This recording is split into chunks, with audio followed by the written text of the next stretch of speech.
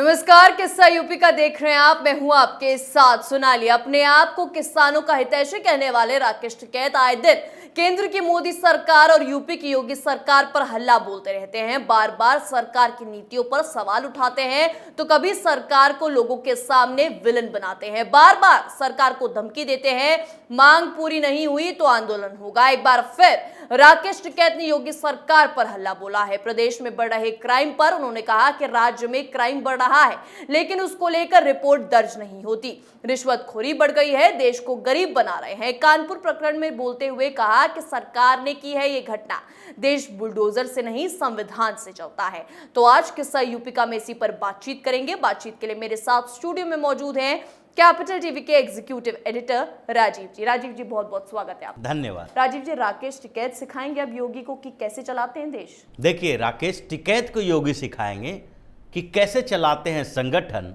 और कैसे आदमी को अपने औकात और लक्ष्मण रेखा दोनों के लिए तैयार रहना चाहिए। क्योंकि राकेश टिकैत जिस तरीके से व्यवहार कर रहे हैं, आप पॉलिटिकल कहने के बावजूद पॉलिटिकल होते जा रहे हैं, उसका तो इलाज करने का तरीका ढूंढ लिया गया है। क्योंकि उन्होंने दो तीन बातें जो उठाई है वो पूरी तरीके से राजनीतिक है। जैसे उत्तर प्रदेश में अपराध बढ़ रहे हैं और जो रिपोर्ट दर्ज की जा रही है उसके ऊपर सवाल उठा रहे हैं। अब उत्तर प्रदेश में अगर ये आंकड़े ही देख ले तब इनको समझ में आएगा कि अपराध बढ़ रहे हैं या अपराधियों पर नकेल कसने का तरीका बढ़ रहा है। जितने गुंडे अभी तक समाजवादी पार्टी की सरकार में थे वो अभी जेल के अंदर हैं।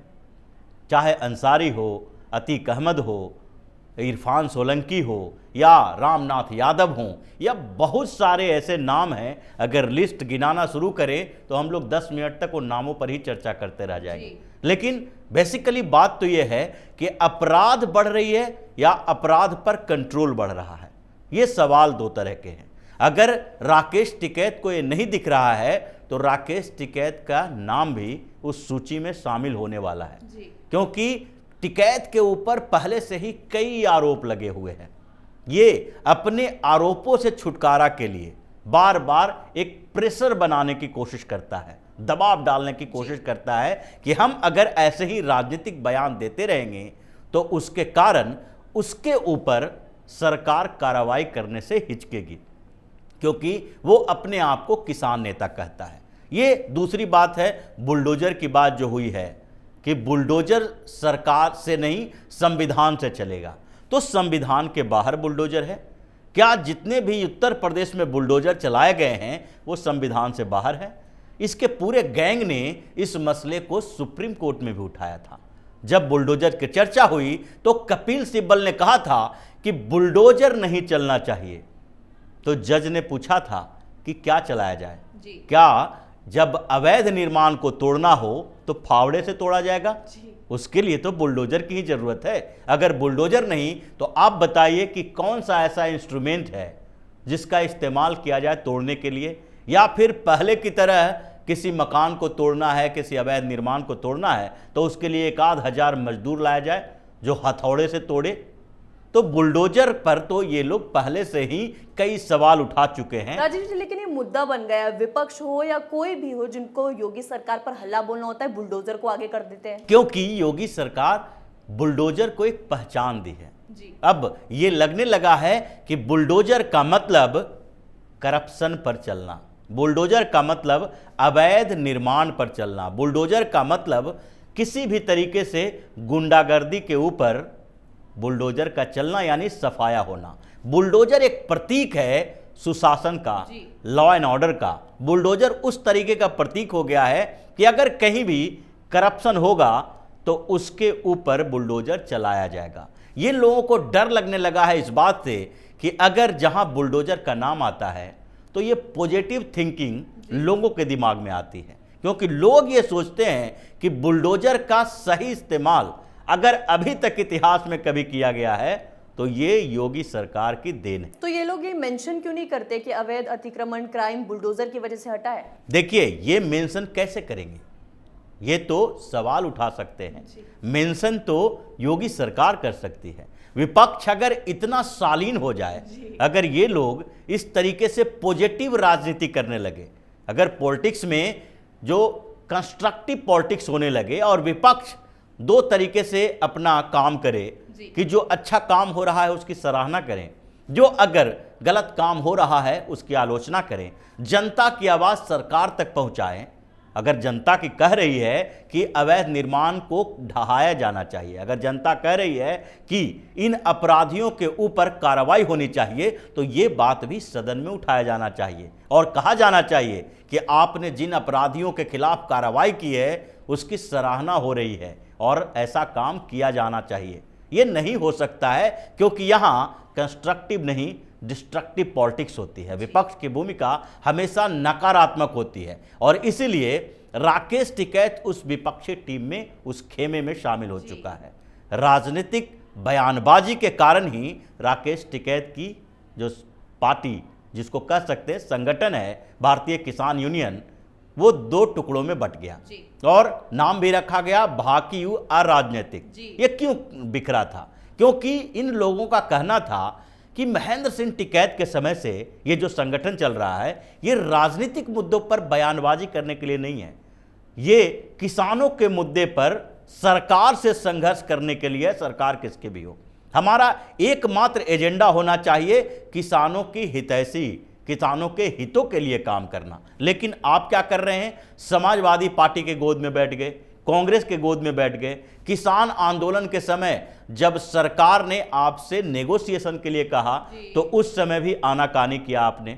उसके बाद सरकार ने जब मांगे मान ली कि नहीं चलो तीनों कृषि कानून को वापस लिया जाना चाहिए, कुछ समय यह हंगामा चल रहा है, धीरे धीरे परिवर्तन होगा, उसके बाद भी आपने हंगामा जारी रखा क्योंकि आपको अब एमएसपी पर बात करनी है। एमएसपी उस समय कहाँ गई थी जब कांग्रेस की सरकार थी?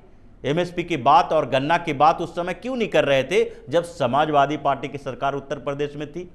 क्योंकि आपका एकमात्र एजेंडा रह गया है कि हमें अब राजनीतिक गलियारों में एक जगह मिले। भले ही जगह मिल नहीं रही है, क्योंकि ऐसा नहीं है कि राजनीति नहीं किया है राकेश टिकैत, इसने भी चुनाव लड़े हैं और चुनाव लड़ने के बाद हर बार मुंह की खानी पड़ी, हार गए जी। तो इसीलिए दो बार चुनाव में हार हुई है और अब ऐसा लग रहा है कि भारतीय जनता पार्टी तो इन लुटेरों को अपने साथ रखेगी नहीं। तो ऐसे में समाजवादी पार्टी हो, बसपा हो, कांग्रेस हो, कहीं एक ठिकाना मिल जाए, चुनाव नहीं लड़ेगा।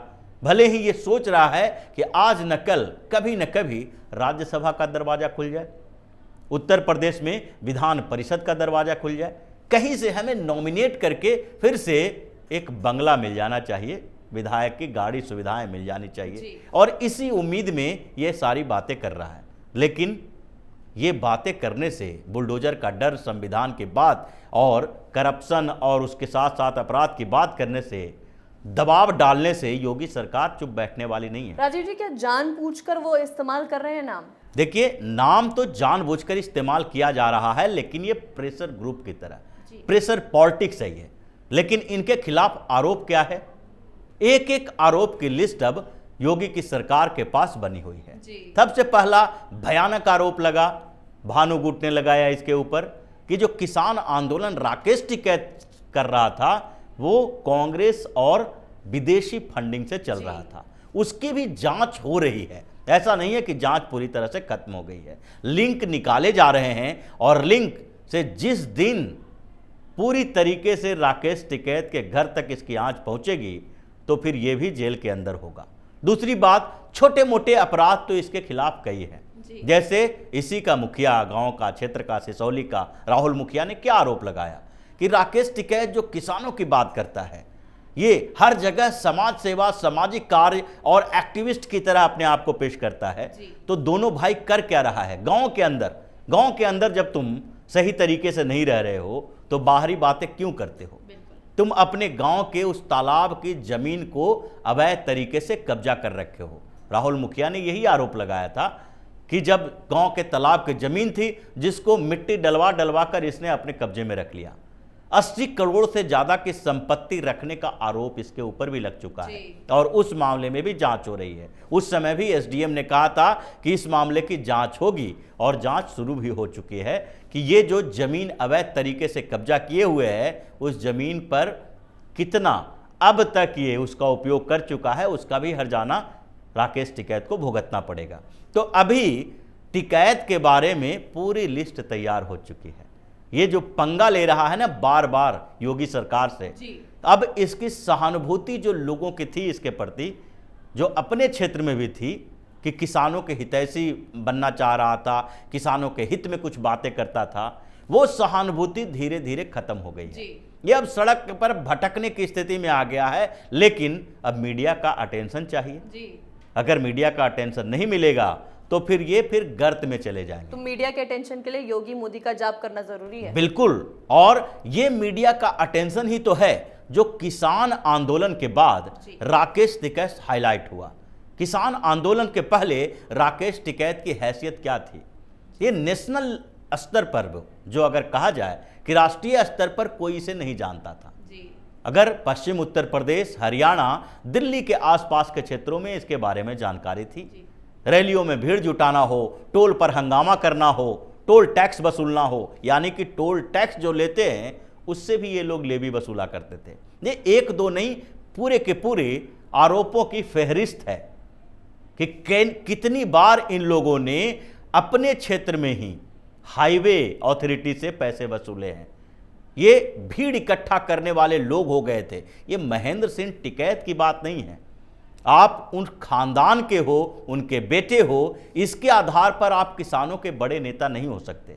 इसलिए भारतीय किसान यूनियन कई टुकड़ों में बंटती रही है और ये बढ़ते बढ़ते अब ऐसी स्थिति हो गई है कि ये मुजफ्फरनगर और उसके आसपास के क्षेत्रों में कुछ पंचायत के 1000-2000 लोग इनसे जुड़े हैं और उसी 1000-2000 लोगों को लेकर यहां वहां भटक सकता है, जो इनके साथ कहीं न कहीं इंटरेस्ट है उनका भी, और उससे ज्यादा अब सहानुभूति नहीं है। अगर थोड़ा भी विश्वास राकेश टिकैत के ऊपर होता तो क्या योगी की सरकार इनको जिस तरीके से क्रिटिसाइज, आलोचना करते रहा, उस समय जब चुनाव हो रहा था यूपी विधानसभा का, तो राकेश टिकैत और नरेश टिकैत दोनों ने कई आरोप लगाए, योगी सरकार के खिलाफ ही बातें कही, प्रचार भी किया परोक्ष तौर पर, लेकिन क्या फायदा हुआ?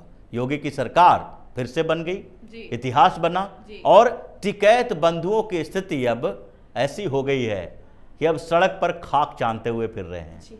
अब तो समाजवादी पार्टी और अखिलेश यादव भी इनको भाव देने के लिए तैयार नहीं है।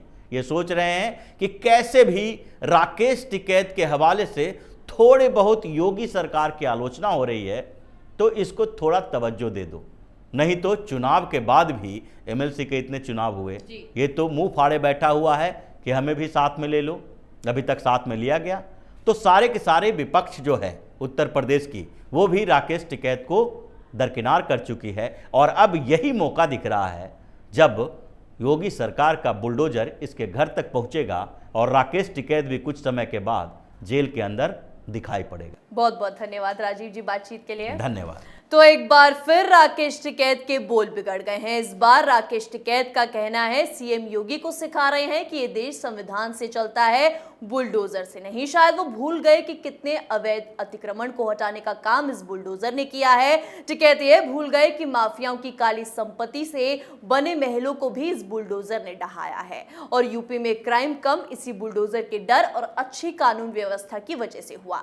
लेकिन टिकैत है कि बाज नहीं आते। ऐसा लग रहा है कि सोते उठते वो बस मोदी योगी का नाम जपते हैं, इसलिए वो योगी सरकार को नसीहत दे रहे हैं कि देश कैसे चलता है। किस्सा यूपी का में आज के लिए इतना ही। देखते रहिए कैपिटल टीवी उत्तर प्रदेश। नमस्कार।